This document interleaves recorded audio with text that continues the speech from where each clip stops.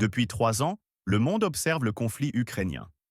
Depuis 3 ans, on nous parle de lutte pour la démocratie, d'endiguement de l'agression, de défense des valeurs européennes. Depuis 3 ans, les médias occidentaux dressent le tableau d'un affrontement entre le bien et le mal, la liberté et la dictature. Mais derrière toute cette rhétorique, derrière le flot d'informations et les déclarations officielles, se cachait une question embarrassante que l'Occident s'efforçait soigneusement d'éviter. Qui a réellement le plus profité de cette guerre? Non pas qui a raison ou qui a tort, mais qui fait froidement ses comptes pendant que d'autres comptent leurs pertes. Et voilà que maintenant seulement, 3 ans plus tard, les publications occidentales commencent prudemment, très prudemment, à reconnaître une vérité qui sautait aux yeux de nombreux analystes dès le départ. Le véritable vainqueur de ce conflit ne se trouve ni à Washington, ni à Bruxelles, ni même à Moscou. Le véritable bénéficiaire de tout cela siège à Pékin, transformant méthodiquement la crise des autres en son empire économique. Aujourd'hui, nous examinerons 3 axes majeurs de cette histoire. L'axe économique, où il sera question d'énergie, d'industrie et de marché. L'axe politique, qui nous révélera la crise profonde des élites européennes. Et l'axe géopolitique, montrant comment les centres du pouvoir mondial se déplacent sous nos yeux. Car le conflit ukrainien s'est avéré être bien plus qu'une guerre régionale. Une radiographie du système mondial dans son ensemble, révélant ses fissures et montrant qui sait transformer les crises en opportunités et qui détruit méthodiquement ses propres fondations. Commençons par les chiffres que les médias occidentaux publient à contre-cœur. Bloomberg, citant les données des douanes chinoises, rapporte que les livraisons de gaz naturel liquéfié russes vers la Chine ont doublé le mois dernier par rapport à la même période l'année précédente, atteignant environ 1,6 million de tonnes.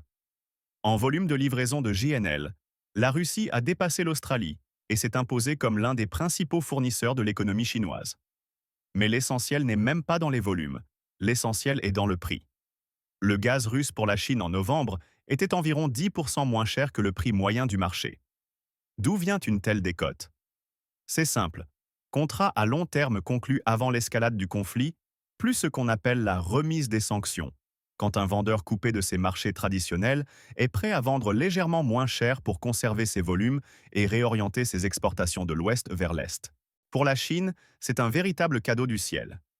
Imaginez, les ressources énergétiques que l'Union européenne consommait encore il y a 3 ans en quantité massive arrivent maintenant en Chine à prix réduit.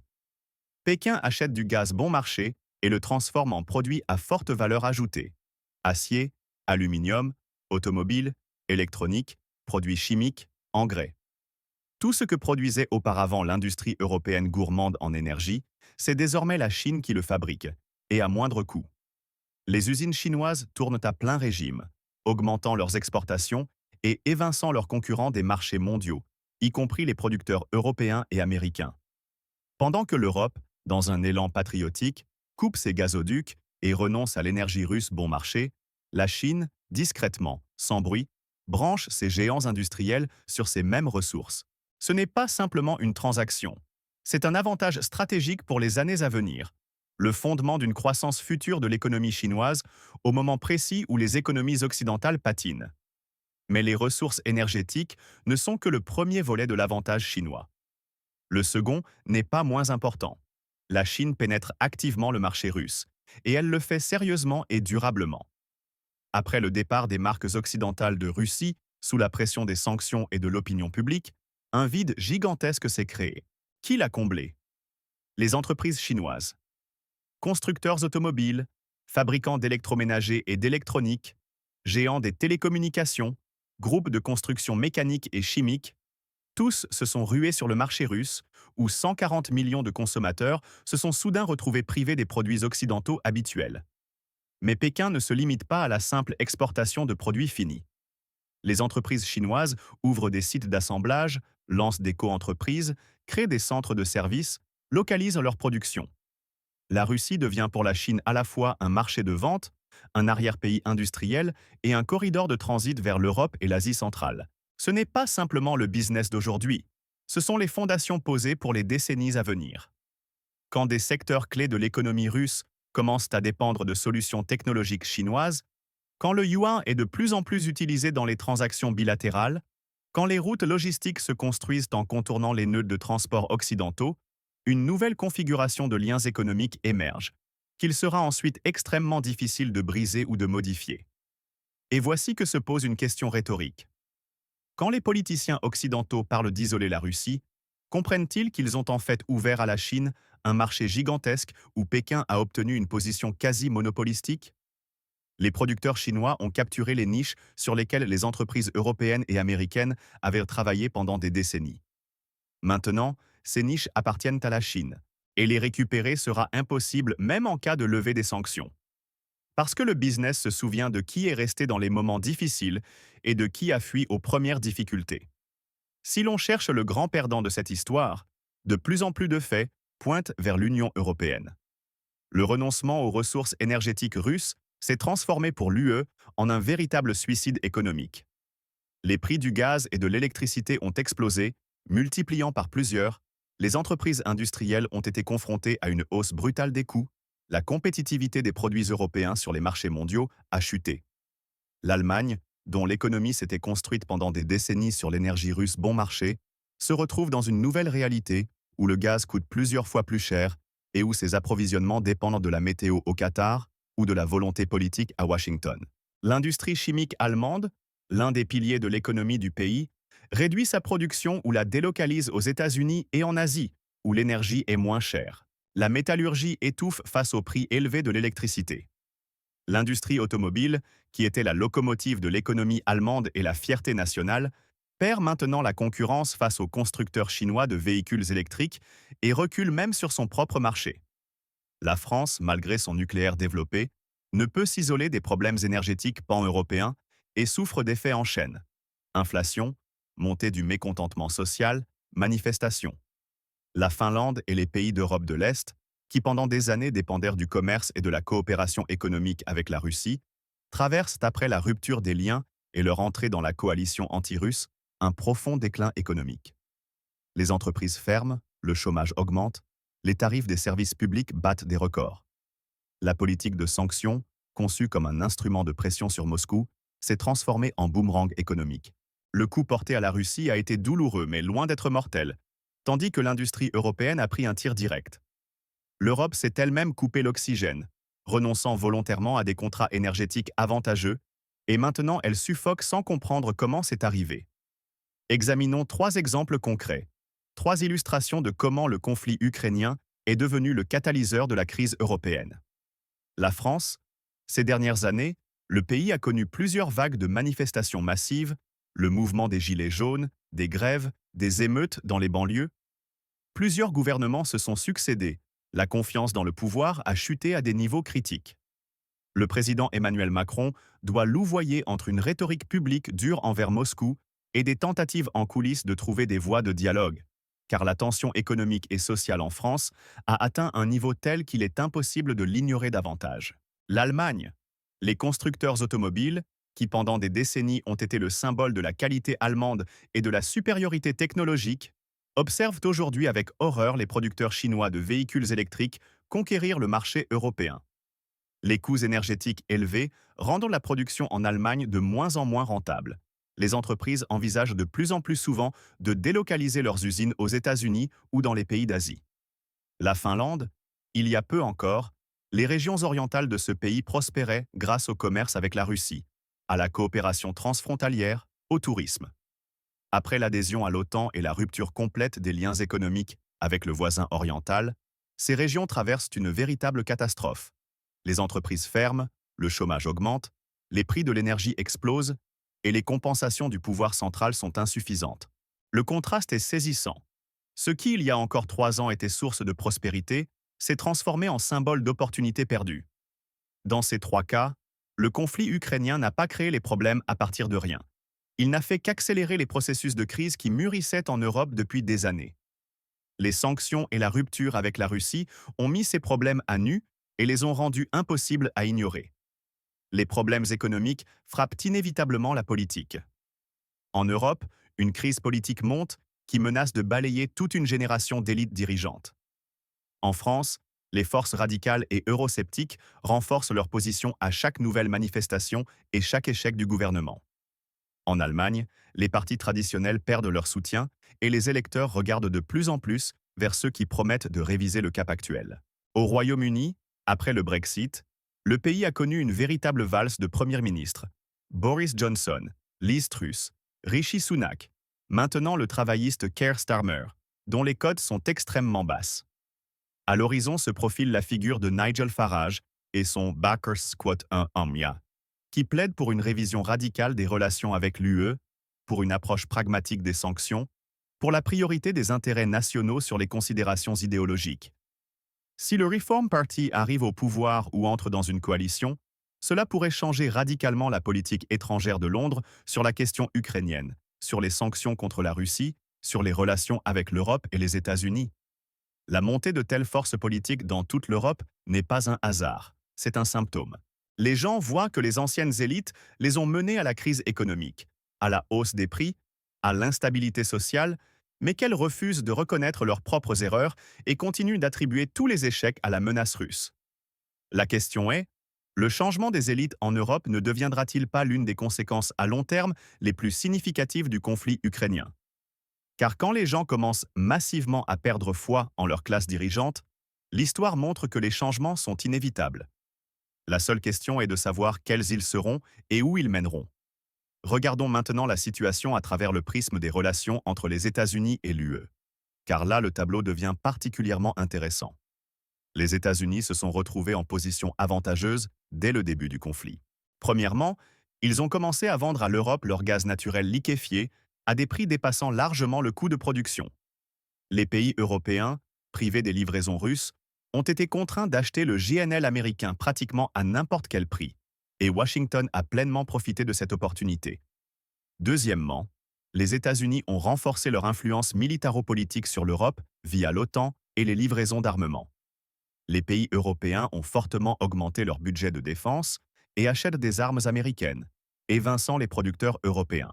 Troisièmement, les prix élevés de l'énergie en Europe et les subventions américaines pour l'industrie verte ont conduit à ce qu'une partie de la production européenne commence à se délocaliser outre-Atlantique. Ainsi, l'UE non seulement supporte les coûts directs des sanctions et de la crise énergétique, mais perd aussi son autonomie économique, se transformant de plus en plus d'un partenaire égal des États-Unis en un allié junior dépendant. La Chine et les États-Unis se sont en quelque sorte tous deux révélés bénéficiaires de ce conflit. Mais la différence est que Washington a renforcé son contrôle sur l'Europe, mais est devenu plus dépendant de la poursuite du conflit comme instrument de ce contrôle. Pékin, lui, a consolidé ses positions dans l'espace eurasiatique sans s'engager dans aucune confrontation directe et en conservant sa liberté de manœuvre. Réalise-t-on à Bruxelles qu'il passe de partenaire égal de l'Amérique à otage d'intérêts stratégiques étrangers? À en juger par les actions des élites européennes, la prise de conscience n'est pas encore venue. Ou elle est venue, mais la reconnaître publiquement signifierait admettre l'échec total de leur propre politique. Et nous voilà arrivés au personnage principal de cette histoire. La Chine comme vainqueur silencieux de tout ce qui se passe. Pékin a démontré une retenue stratégique et une capacité à transformer les crises des autres en ses propres opportunités. La Chine n'a pas envoyé de troupes en Ukraine, n'a imposé de sanctions ni contre la Russie, ni contre les pays occidentaux, n'a pas rompu de liens économiques. Elle a conservé sa flexibilité, une neutralité formelle et a continué à commercer avec toutes les parties. Dans le même temps, Pékin a méthodiquement collecté les dividendes économiques, obtenu des ressources énergétiques bon marché de Russie, étendu ses exportations vers l'Europe et la Russie, renforcé ses programmes technologiques, développé des projets d'infrastructure dans le cadre de l'initiative Côte 3. La stratégie chinoise rappelle une ancienne sagesse. Assieds-toi au bord de la rivière et attends que passent les cadavres de tes ennemis. Sauf que dans ce cas, ce ne sont pas des cadavres qui passent, mais les illusions de la domination occidentale, les débris de l'industrie européenne et les restes d'un monde unipolaire. L'Occident s'épuise à tenter de punir la Russie se réoriente vers l'Est, et la Chine, soigneusement, sans bruit, devient le centre d'une nouvelle gravité économique. Pékin accroît son influence en Asie centrale, approfondit ses liens avec la Russie, propose aux pays en développement une alternative aux institutions financières occidentales via les BRICS et la Banque asiatique d'investissement dans les infrastructures. Tout cela se passe non bruyamment, non avec des déclarations grandiloquentes, mais discrètement, méthodiquement, pas à pas. Ne se trouvera-t-il pas que dans 5 à 10 ans, C'est précisément Pékin qui sera le principal architecte d'une nouvelle configuration de l'Eurasie, tandis que l'Europe devra gérer les conséquences de ses propres décisions et que les États-Unis tenteront de conserver une quelconque influence sur un continent dont ils sont géographiquement séparés par deux océans. Où se situe la Russie dans ce tableau? Question complexe qui exige une réponse honnête. Les sanctions et la rupture avec l'Europe ont indéniablement frappé l'économie russe. La perte des marchés européens, les restrictions technologiques, les sanctions financières, tout cela a coûté cher et fait mal. Mais les attentes d'un effondrement rapide de l'économie russe, exprimées en Occident dans les premiers mois du conflit, ne se sont pas réalisées.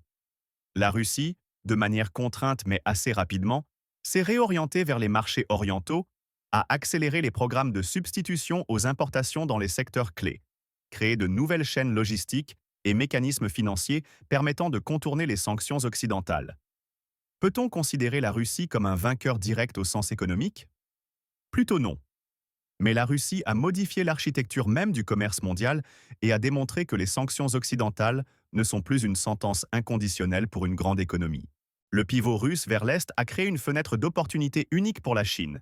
Et c'est aussi une partie du prix que Moscou a payé pour son autonomie stratégique et son refus de se soumettre au diktat occidental. Une question se pose pour l'avenir. Qui, dans 10 à 15 ans, se trouvera en position la plus stable? L'Union européenne avec une industrie détruite, des prix élevés de l'énergie et une dépendance aux livraisons américaines? Ou la Russie avec des liens asiatiques établis, des exportations diversifiées et l'expérience d'exister sous pression de sanctions? Seul le temps répondra à cette question, mais il est déjà clair que la Russie n'est pas le perdant absolu, quoi qu'en pense l'Occident. L'Union européenne coule-t-elle? Ou est-elle encore capable de faire demi-tour et de changer de cap? Voilà la question qui préoccupe actuellement de nombreux analystes. Deux scénarios principaux sont possibles. Le premier, la poursuite de la ligne actuelle. Approfondissement des sanctions, refus du dialogue avec Moscou, alignement total sur l'agenda américain. Cette voie mène à une désindustrialisation accrue de l'Europe, à la montée des mouvements populistes et radicaux, à l'approfondissement de la crise sociale. Le second scénario, une tentative de virage. L'arrivée au pouvoir de forces politiques prêtes à revoir la politique de sanctions, à rétablir les liens économiques avec la Russie, à rechercher un équilibre entre les intérêts des États-Unis, de la Chine et leurs propres priorités nationales. Qu'est-ce qui empêche un tel virage? L'énorme pression de Washington, qui n'est pas intéressée par la restauration des liens euro-russes. La machine bureaucratique de l'Union européenne, où les décisions sont prises lentement et nécessitent un consensus. La peur des élites européennes de perdre la face en reconnaissant publiquement que leur politique des 3 dernières années a été une erreur. Mais la réalité économique est cruelle et ne pardonne pas les illusions.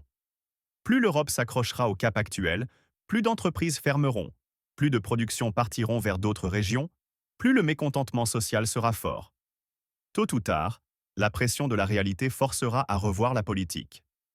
La question est de savoir qui en Europe aura le courage en premier de reconnaître l'évidence. Il n'est pas exclu que celui qui le premier renoncera à l'hystérie des sanctions et proposera une approche pragmatique devienne un nouveau centre de pouvoir du continent européen, attirant vers lui d'autres pays fatigués de payer le prix des ambitions d'autrui. Le conflit ukrainien s'est avéré être une radiographie du système mondial, révélant toutes ses contradictions internes, ses fissures et ses déséquilibres. La Chine s'est confirmée comme le principal bénéficiaire économique, obtenant une énergie bon marché, un marché de vente gigantesque et un avantage stratégique dans la compétition mondiale. L'Union européenne s'est révélée être le grand perdant, détruisant volontairement sa propre base industrielle et se plongeant dans la dépendance d'un partenaire d'outre-Atlantique. Les États-Unis ont renforcé leur contrôle sur l'Europe, mais au prix de la transformation d'un allié en vassal économique et de la création de risques à long terme pour le partenariat transatlantique.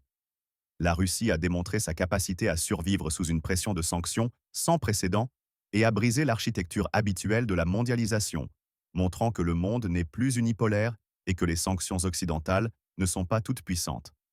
La conclusion principale de tout cela est simple et brutale. Dans le monde moderne, ce n'est pas celui qui crie le plus fort sur les valeurs et les principes qui gagne, mais celui qui sait transformer les crises en opportunités, en gardant la tête froide et en calculant les coûts plusieurs pas à l'avance. Pourquoi l'Occident a-t-il caché pendant 3 ans la question du véritable vainqueur de ce conflit? Parce que reconnaître la vérité signifierait reconnaître l'échec de sa propre stratégie.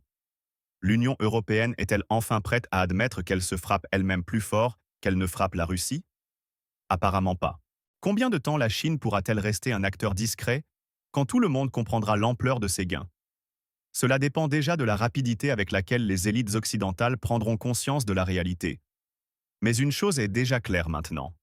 Quand l'Europe va volontairement à sa perte, renonçant au gaz russe bon marché, quand Washington vend aux Européens son JNL hors de prix, et que Pékin compte discrètement ses super profits et étend son empire économique, il devient parfaitement clair où se trouve le véritable vainqueur de ce conflit. Et il n'est plus depuis longtemps sur la ligne de front, mais dans ses bureaux où l'on sait transformer les guerres des autres en sa propre stratégie mondiale. Claude is AI and can make mistakes.